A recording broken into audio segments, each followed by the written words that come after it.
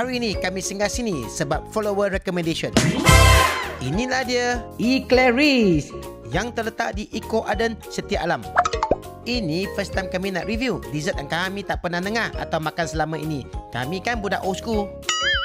Speciality sini adalah eclair dan cream puff. Kita ada best seller cream puff pistachio dan hazelnut rocher. Ini kami first time jumpa eclair abang kepada cream puff. Saya order a box of 4 cream puff and a box of 5 eclair. Fuyo, ini betul-betul sangat menggodakan. Alamak, sedap ke ni? This was so outstanding. Masuk mulut, meletup satu mulut. Sini kita ada eclair hazelnut rocher, strawberry, raspberry chocolate, nutty buono and pistachio. Honestly, this eclair was fantastic. So soft and the cream inside was wonderful. Nasib baik ini last one. Dia signature pistachio kunafa cake. Walau, kamu ingat kamu Ultraman ke?